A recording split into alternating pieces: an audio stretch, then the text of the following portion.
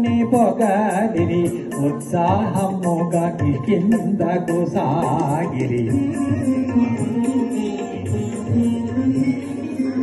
జాంబవంగద హనుమరాత్రుడు శ్రవణగిరి చేరుకొనినారు. రామ లక్ష్మణ సుగ్రీవాదులకు వినయముతో వందనమిడినారు. ఆంజనేయుడు శ్రీరామునితో చూసితి సీతను శుభవార్త తెలిపే చూడమని శ్రీరామునాగిరి అంజలి ఘటించి చెంతన నిలచే.